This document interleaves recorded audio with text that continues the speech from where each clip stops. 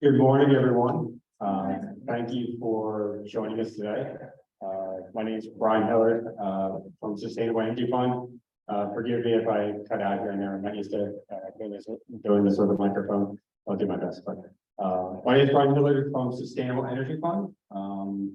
My colleague here, Elaine, Evosevic-Lozada, she's with us as well. I do government relations for Sustainable Energy Fund. I've been with Sustainable Energy Fund with Sustainable Energy Fund for over 4 years now. And Elaine? I joined Sustainable Energy Fund in August. I'm very new, but my background for others in the room was in economic development prior.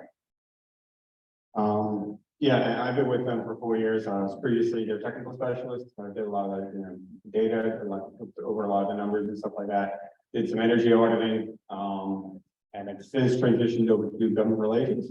And for Sustainable Energy Fund now, part of my primary role is to get counties to sign on to CPACE. And that's what we're here for. Talk about CPACE. Yeah, forgive me. I'm not used to the microphone. Sustainable Energy Fund, we are a nonprofit. We've been in this state for over 20 years. We were actually formed through deregulation back in '99. So back when the utilities had to separate generation and transmission. Part of that deal was that the utilities had to set up energy efficiency programs, including financing options. So many of them set up sustainable energy funds, and there's several of them across the state. West Penn Power Sustainable Energy Fund is out here. And part of that was set up to finance energy efficiency and renewable energy projects, especially back in '99 when a lot of those projects weren't as appreciated. So it was hard to get financing for a lot of people. So we were set through that, and being we are a nonprofit though, so you guys can see my detail now start up. We are a nonprofit. Primarily existing in the financing space to help finance clean energy projects. But being a nonprofit, we have a lot of other endeavors that we kind of attach ourselves to over the years. We've done in addition to doing free energy audits for nonprofits, we had a nonprofit energy makeover contest where we did energy efficiency makeover for 2 nonprofits in our area on our dime. We did a solarized campaign. One of the other missions that we came across was the CPACE program, and we got attached to it because of the potential for not only energy efficiency and renewable energy growth, but for economic development in the state. And that's one of the greatest benefits that we saw at CPACE was the potential for economic development and helping property owners make their properties more energy efficient while saving some money. So what is CPACE? CPACE is a very innovative financing tool that allows property owners to invest in clean energy, renewable technologies, resilience, indoor air quality measures. And they take that financing and it gets attached to the property instead of the property owner. And it gets repaid through the property taxes. How that works is it's through private capital. So the property owner would get capital from private sources, and then they use that to finance their projects. And then through an agreement with the county allows that property owner to repay through the property taxes, and then the county just passes that through their capital line. But what that does is it allows for the property owner to have more space in their capital stacks. It frees up space on their own, and it attaches that investment to the property. So should the property owner want to sell that property, that stays with the property itself. And it also allows for longer term financing because these projects are, we're talking about maybe solar energy, maybe HVAC, heating and cooling system improvements, lighting, various windows and doors, putting in below various other improvements. A lot of those measures are 15, 20, 25 years. And the CPACE program is structured so it allows the financing to be on those terms. So the building owner can finance a clean energy project and have that stretched out over 20 to 25 years and still have a reasonable rate. And this also allows property owners to invest in this with less risk, but they improve the operating costs of their building and make them more profitable, and they can pass that on to, you know, their tenants, if their tenants if they have it. CPACE it's a national program. Pennsylvania just adopted in 2018, but this has been around since 2009. It's grown across the state, across the country. Several states have had programs, a very successful program, and you can see the growth of these programs over those years. Pennsylvania, we enacted it in 2018. Took, you know, several months to really get the program going, get it established, and get some momentum. But already we've seen a couple dozen projects between us and Philadelphia, and I believe the number's over 80 million. I believe it's actually closer to 90 million so far, just in Pennsylvania alone invested. Adoption by counties, you can see the counties that are adopted here. And this is the one thing with CPACE is, even though it was enacted by the state, every county still has to adopt it. And that's because of that maneuver where they're allowed to pay it through the property taxes. So as those property taxes go to the county has to adopt this program to allow it to work. And that's critical too, because a lot of counties have different functions. You know, they operate in different ways, how they collect their taxes and so forth. So it's important for the county as they adopt the program to make sure that it works for them and they can integrate it into their own operations. How is CPACE used? Did you want to? Sure. Okay. So this chart is just showing us how it is utilized throughout the country and what kind of property. So it's commercial, agricultural, industrial properties, office, industrial, retail, farms, nonprofit. Governments cannot, because they are eligible for other financing, are not eligible for CPACE funding. So like during COVID, one of the big questions, what about public schools and for indoor air quality? Could they then take advantage of this since it's expanded into allowing indoor air quality projects? And the answer is unfortunately no, the public school system cannot take advantage of this. Nor can redevelopment authorities directly take advantage of it, or any other government entity. And 50% of the projects are energy efficiency projects nationwide.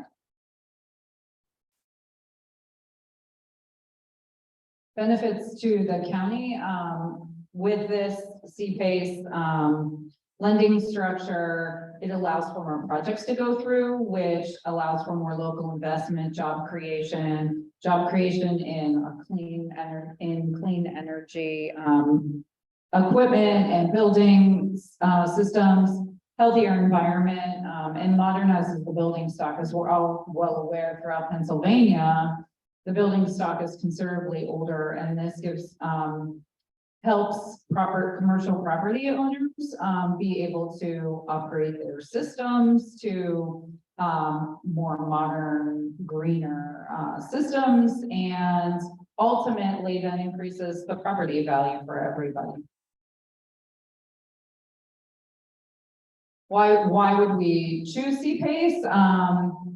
So in a traditional lending environment, traditional bank loan, if I'm a commercial property owner and I want to put on solar panels, a traditional lender might give me a 7 to 10 year term with whatever interest rate attached. And with CPACE, the private capital providers are able to extend that term over the life of the useful life of the equipment. So as Brian was saying, for solar panels, the estimated useful life is about 25 years, and a capital provider then would offer a term of the same as that useful life. So a 25-year term. Interest rates now are about 5.5%. So that is an easier payback for a property owner than say a 7 to 10 year loan. And then if a property owner sells, like Brian was saying, the loan then travels with the property. The building owner, depending on the lease structure, building owner can pass the repayment through to their tenants. And yeah, that's pretty much most of it. And we can get into the details of this. We're happy to answer questions. This is just a visual of what a construction capital stack can look like. How CPACE works. So this is, it's a little confusing at first, but it's not that difficult a process. So CPACE projects typically begin through either, property owner having a project, they're working with their engineer and their architect to figure out what kind of upgrades they want. They might need a new HVAC system, solar panels, LED lighting. Maybe they're looking at indoor air quality now that that's allowable, or resiliency to keep whatever building on board through some sort of natural disaster, like flood mitigation. And they work with their architect and they're, coming up with costs for the project, and they might have a gap in financing or might want to shop around looking for different loans that could help them with their project. And they would seek out a capital provider that lends in the CPACE space, and Sustainable Energy Fund being a program administrator across Pennsylvania for CPACE. We have a list on our website, a list of capital providers that lend for CPACE projects. And then either the property owner or the capital provider would apply for CPACE program through our website. And then they would have an initial pre-application, which is basically just making sure there are no judgments against the property. And then they would move through to the final application process. And in that period of time, a project would have to submit to through the application portal and to Sustainable Energy Fund their energy reports. What are the measures that will be put into the building? What are the energy savings? And they have to pretty much make the case that this is going to perform in a particular way. And then we would review that application, and then the capital provider works with Sustainable Energy Fund and whatever county possibly to ultimately fill out the statement of levy and lien, which is essentially the closing document for the loan. And then we can close the financing.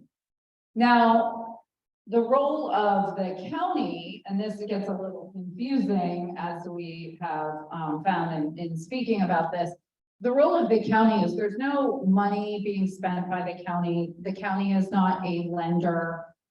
Because the CPACE loan becomes a lien, a voluntary lien on the property taken by the property owner, it has to go through the county tax process, not a county tax bill. It might be a line item on the tax bill, depending on how the county chooses to structure it, or it might be an additional bill that's called your CPACE bill, and then the county just might have to print another letter saying your CPACE bill is due. This is what you owe this year, their annual payments.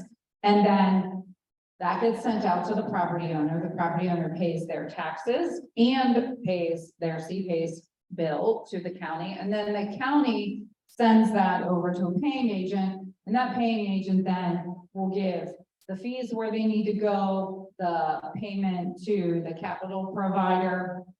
And that's the role of the county. I worked with the county on CPACE, so for any county economic development or commissioners or anyone who might be in the room, I'm happy to discuss like the process we went through. And so no one has to reinvent the wheel, but it's really a small burden on the county tax office, unless you're fortunate enough to have hundreds of projects come through, and then in which case there will be a little more work to happen, but then the county can build in the fee for their service if they would like.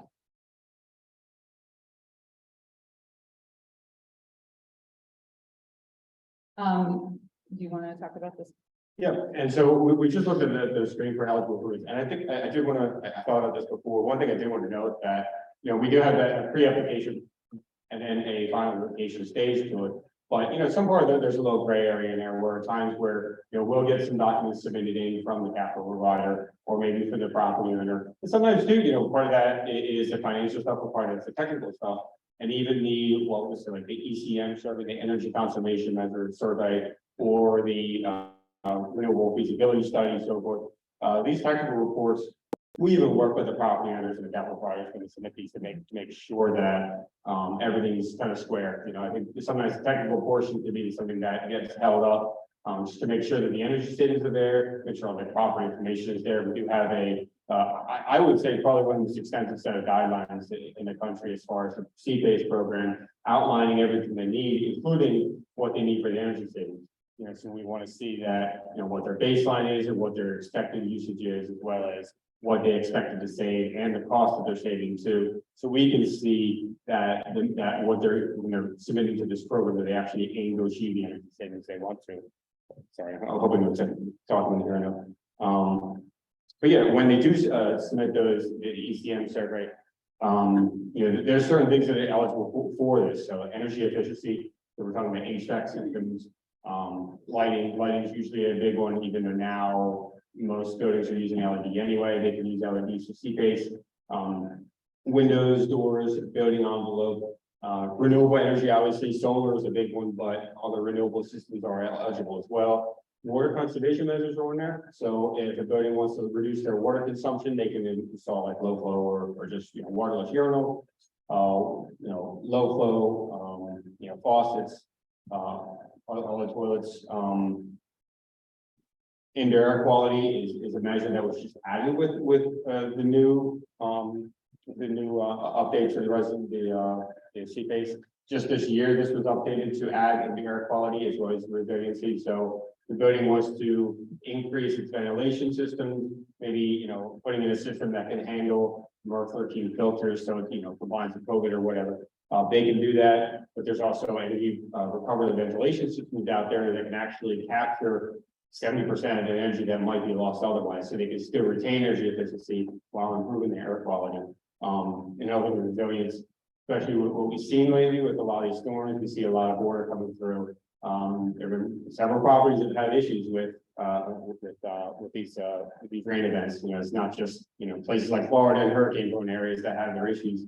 I think we've been seeing too. So sometimes resilience measures that can be really critical to building operators, and they've included those in C-base as well.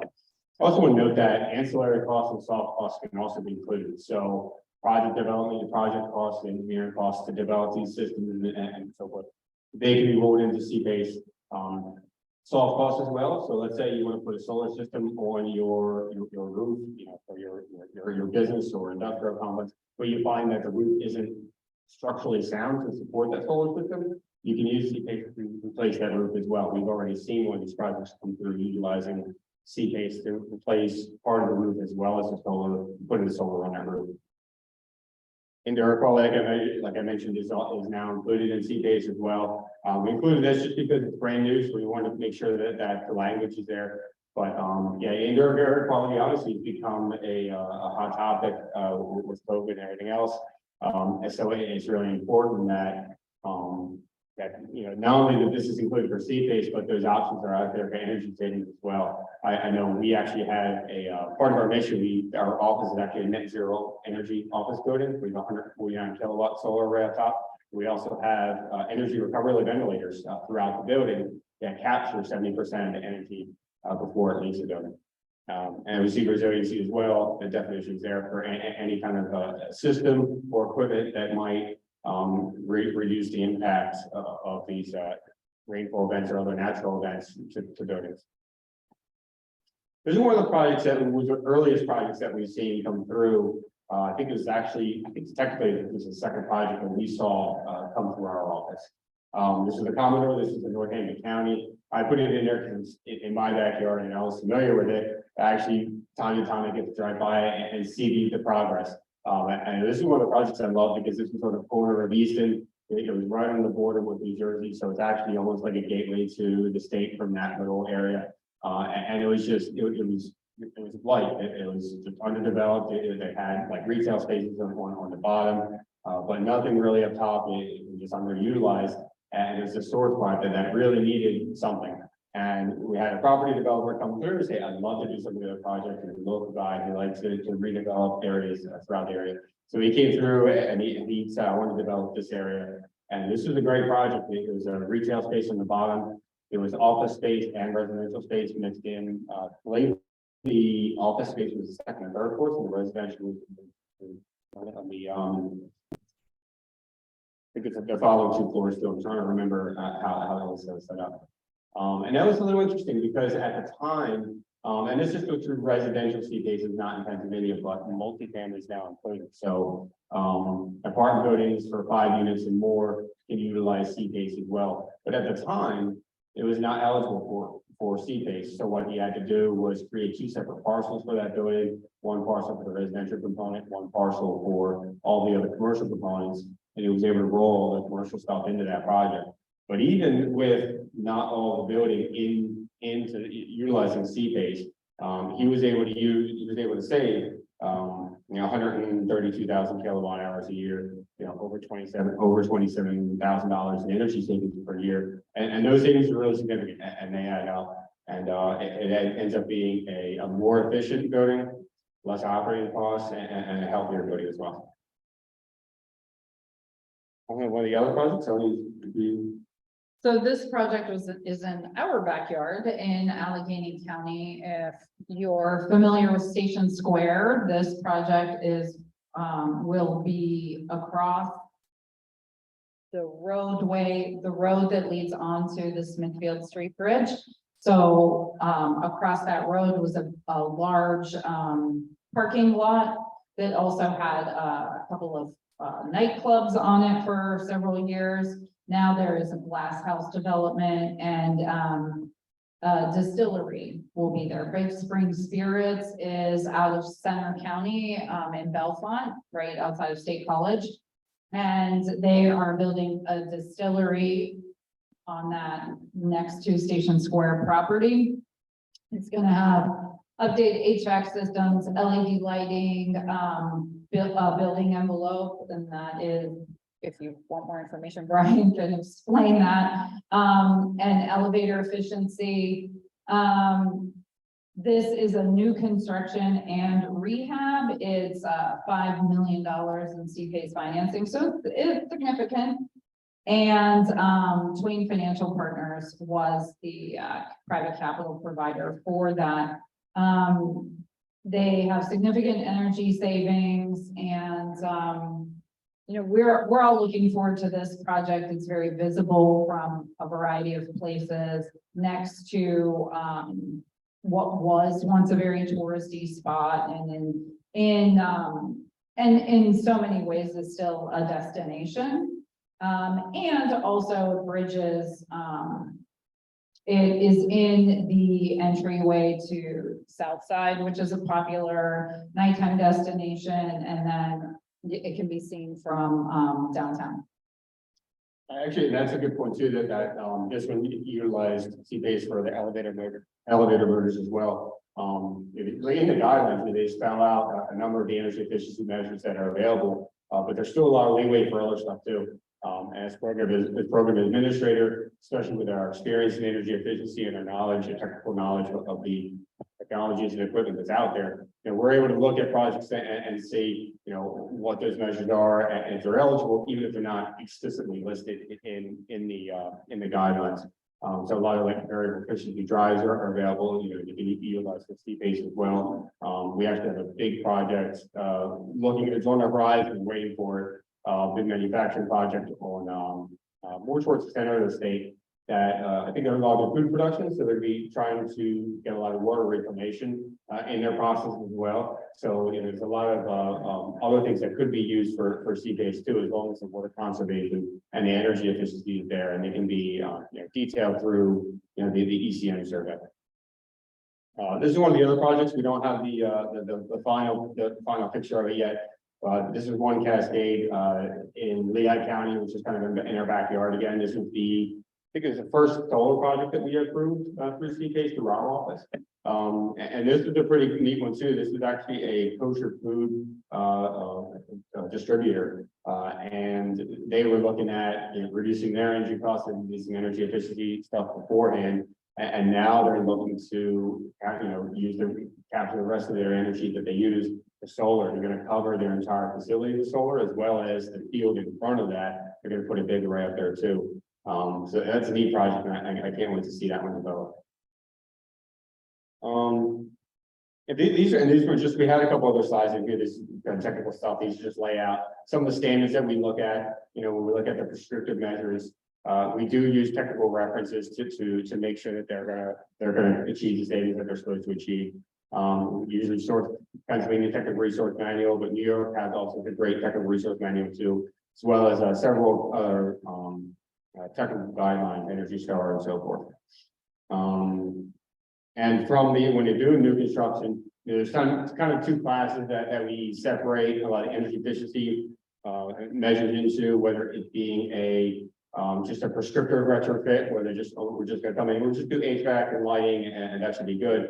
Whereas other projects gonna do a complete gut rehab. I believe that's what the distillery was a complete gut rehab, and from there they can be much more aggressive on some of their measures. And when they do that, it's other standards that we look at, whether it's net zero building challenge, green building initiative. We pull from those two to measure what their energy savings would be. And one thing I missed before, but it's also eligible for retroactive financing. So we've had a couple of projects come through already to say that we did some measures earlier on, and we didn't know CPACE was around, and we still throw those in, and we've been able to, as long as it falls in line with the statute. I think we've had another application come in for multifamily, but I don't think the application was submitted yet. There's something in that pipeline, but it's a multifamily that had some energy efficiency stuff they did earlier in the year. And then some more stuff that they want to do in the future, with the law just being signed in June, I think taking in effect in September. The previous energy efficiency for multifamily would not be available because it wasn't signed into law.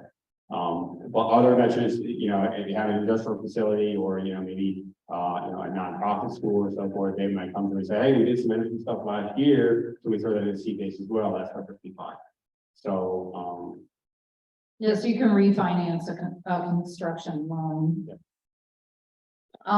Or pay off a construction loan with CPACE financing, but it can only go as far back as the original legislation signed by the governor in 2018. Yeah, and up to 2 years. So,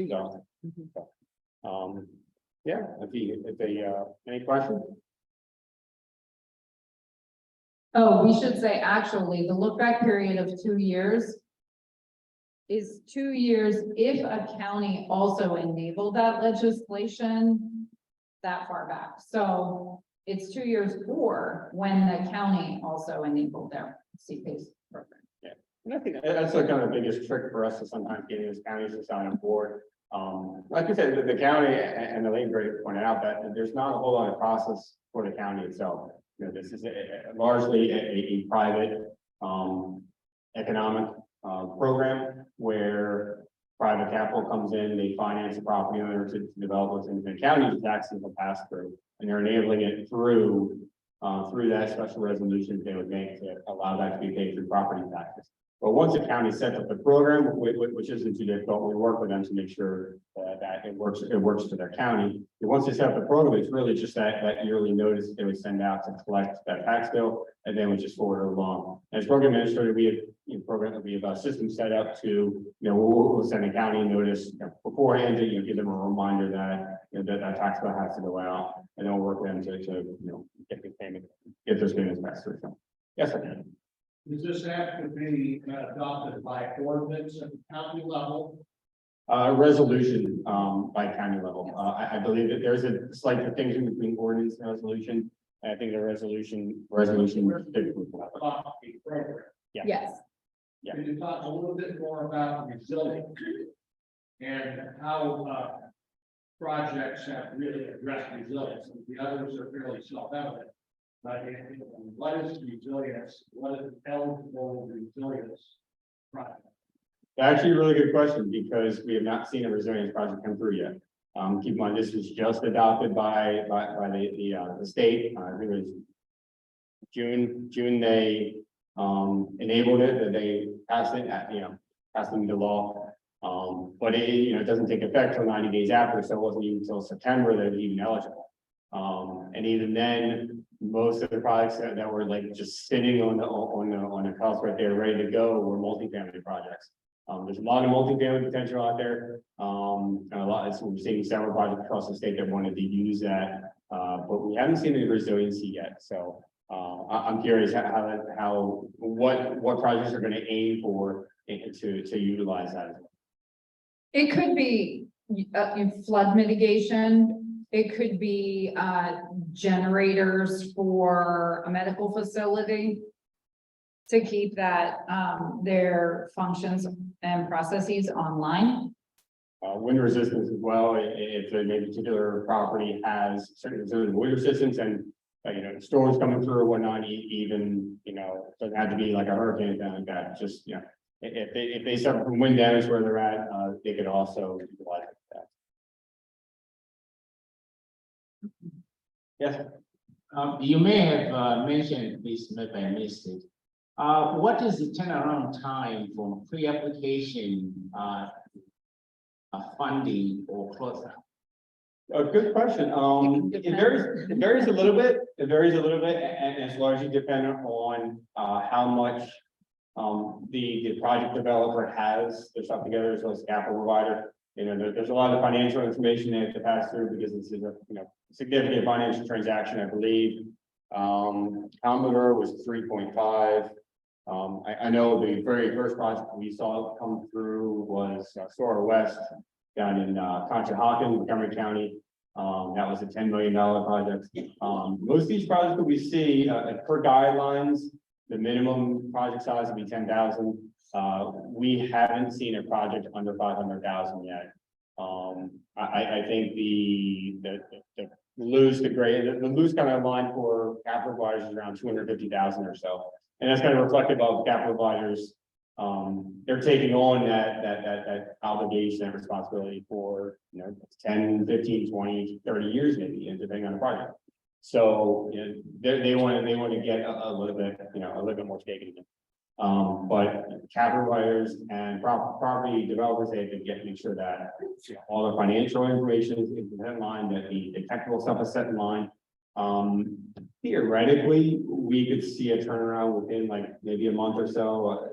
Just being practical. We have from final application, we have 10 days to turn that around.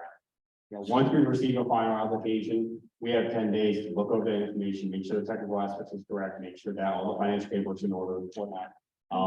That timer doesn't start until we get everything. So if we're missing anything, it's really up to them. So I think in all practicality, maybe a couple months. And that's what we've really seen from someone from capital provider, whatnot, coming to us and say, hey, I just built your project, looking like a city like this. What do you think? Okay, let's say about pre-application. We encourage them to send the ECM survey, the renewable feasibility study. We encourage them to send an early version over, send it, get it to us earlier on. If you have any questions or what, so we can sort through those things before the final application. But yeah, I think it should usually for months. And then after the final application is approved, it depends on the county process. So some counties, for it's an agreement, the county agrees to this debt, right, to signing off on it. And so if there's a county manager process or executive process for having the signature signed, that could take time. It depends on each individual county as well. And then, like Brian was saying, when projects are going through any of the financing process, how much did they have done before they went and saw the lender? It's like, if you can almost think about it in a similar fashion as buying a house. Were you pre-approved for your mortgage, or were you, did you have 3 houses you identified that you're ready to make an offer on? you know, so all of those different points really can play into how long this can all take. But there is no right or wrong way of going about it. We will, you know, Sustainable Energy Fund and capital providers will work with projects to figure that out. We've seen, capital providers work very closely with banks who are the primary mortgage holder for a commercial property. And that bank was trying to figure out how can we make CPACE work and how can we as a bank work with that private capital provider to come up with the best options that make sense for everybody. So that takes a little time as well. So where does the debt, your debt fall in priority with respect to other debt?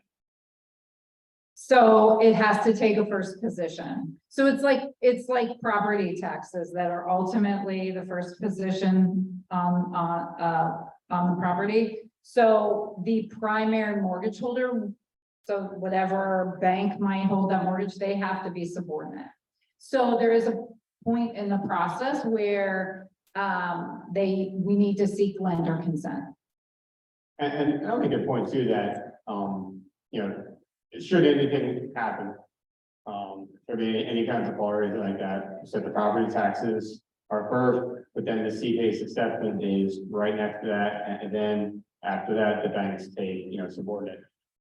We've had projects come through, and actually one of our biggest advocates was a gentleman who worked for another bank that was helping finance this program. They were not the CPACE financer, they were the next lender. And they love the program. They absolutely loved it, because what happens is this program allows that financial obligation, those energy managers, it gets shifted away from the property owner to the property itself. The property itself is responsible for that should anything happen, but the property owner now has that portion taken off. So when we look at what we're like capital stack, you know, that middle stack right there we see is what the financing would be for a particular project. When you add in the CPACE into that, now there's less money they need elsewhere. So the other financial institution that's financing the rest of that project now has less, there's less that they need to finance them. So it actually looks better for that property owner. And that other financial institution likes that because then there's less risk to them.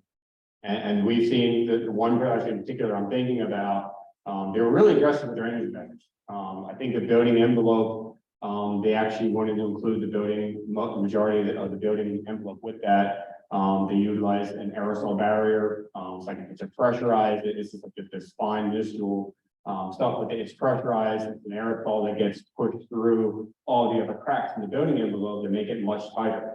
We actually use that for our own building as well, improved our air change rate dramatically. But because they were able to do that, they were able to finance, I think it was close to a third of their project costs in CPACE. And that was huge because now with the other investments they have in that project, the other bank, financial institution, I think they had less than half a project they ended up having to finance, which they love because it's a lot less risk. They were actually able to give them a better rate because they had that less. We were told to stop, that our time is up, but if anyone. Okay. Yeah, I think we're done for the.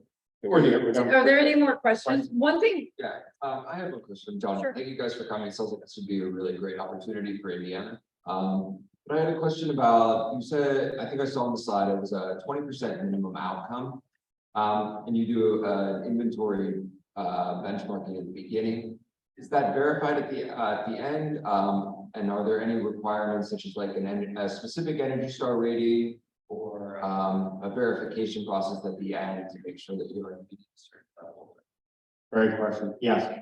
What the guidelines will state is that if there is an individual measure, we prefer to see maybe like a 20% savings on it. And it's not, some of these things aren't like completely rigid, but there are, like I said, prescriptive measures that we will follow, like the Pennsylvania Technical Resource Manual, New York State Technical Resource Manual. You know, we're going to want to see those measures either listed in there or otherwise demonstrating significant savings.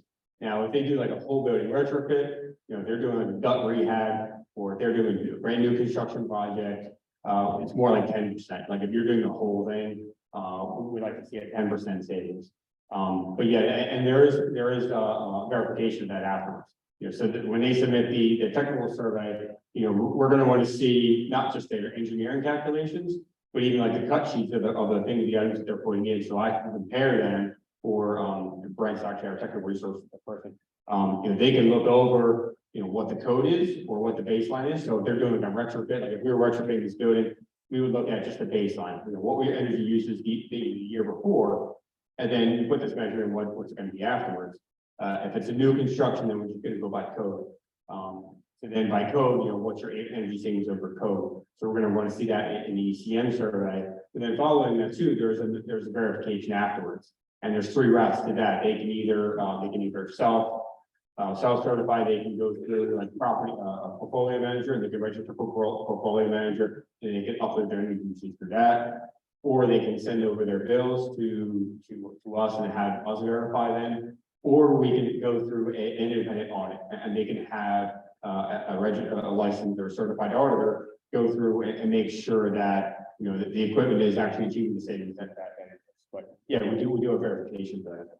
And there's a 3-year period by which that's, at which it's followed, but there's not punitive measures necessarily taken. So there's no fines associated, or, you know, the debt's not somehow changed in any way. But we want, you know, it really is for legitimacy of what was reported in the onset and the legitimacy of the program. And that just goes to our own mission, the fact that we're nonprofit, primarily operating in energy efficiency realm and renewable energy. So through our mission, you know, we just want to make sure the program is successful. We just want to make sure that the savings are there. And for the building operator itself too, because sometimes, you know, how many of us, even in our own homes, are really aware of how much energy we're using, you know, how efficient our equipment really is, how well it's really operating. You know, so some of the building operators may not be aware of how efficient their equipment is really operating. So it's important to make sure that they know that, you know, they went through all this hustle to go through the C-based program. You know, are they actually achieving the savings that they want to achieve? Because like we've seen, you know, some of these projects have seen, you know, notable savings. You know, we were seeing close to a 30% reduction in some of these projects, and that's not insignificant. You know, that's a lot of savings that either, you know, depending on how they're structured, the property owner can really need that savings to be counting on that savings in their own budget, or, you know, the tenants in that building to be counting on that for their own budget as well. Yes. Fire and software will be the plan development. I just want to let everybody know that, you know, Molly and I have met with, you know, the Sustainable Energy Fund and the CPA staff, you know, and don't want to get ahead of the county commissioners and their review of the program, but we've already started identifying projects that really, I think, are a good match, you know, for Pennsylvania CPAs. So that's why we've re-engaged, in particular with some of the legislative changes that have taken place. I understand the new guidelines that are coming forward, so that's kind of our, once those are ready and pretty close, I understand, to coming out. So we'll start that, you know, that vetting process by the county, and there'll be additional opportunities for education out to the community. But we already have projects that I think are right for this program, and really want to thank you guys for coming today and sharing, you know, the program. But it's really an excellent opportunity for us, you know, to take full advantage of it. So thank you for your presentation. But you know, but if you know of any projects, please let Molly know, and we'll make the connections. And I do want to add, we do have guidelines that are ready that we're happy to send, but then also there is flexibility for counties to tweak those to meet their own priorities and comprehensive planning. Yeah, usually when we engage with the county, you know, we send them over, we have what's called a C-base in the box, and it's really all the necessary documents you need for their program. And we'll send it over, and the county's, you know, welcome to look over those and make, you know, adjustments or whatnot that they feel. So usually we see those maybe in the cooperative agreement or the SLL, sometimes in the statement of letting name that don't want to make sure that that's structured in a way that works for the county. But yeah, we appreciate every opportunity to work with the county to make sure that the program works for them. Well, the word is definitely getting out there because the one particular project that I'm working on, the developer that I'm talking to specifically inquired about comes they receive this. So the word's getting out and so we want to get ahead of it. So thank you. Thank you. Thank you, Byron. Can you say roughly what % of your projects or investments are strictly commercial businesses versus residential buildings, schools, community centers, individual homeowners? Well, it is a commercial, it is only commercial, so, it's residential insofar as commercial residential, the rental properties Multifamily. in the multifamily space. And that's very new and we have not seen any yet. We have some, in the pipeline coming through, but otherwise it's commercial insofar as, private schools or retail, or do you know what Yeah. the categories have been? I think most of them have been mixed use, light industrial, or, like mixed use to do with, like office space mixed in with, maybe retail space in the floor, something like that. I think the counter actually had a restaurant up top. We haven't, because it was just early September that multifamily was even enabled to allow for C-base, so we're still seeing some of those project applications develop.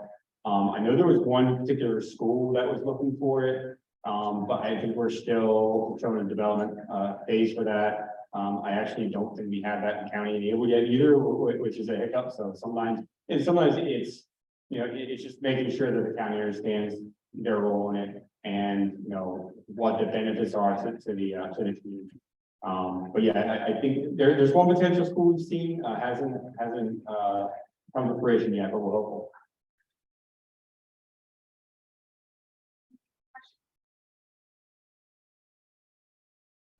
More questions? Thank you so much for your presentation. Thank you. Thank you. And thank you all for all the excellent questions.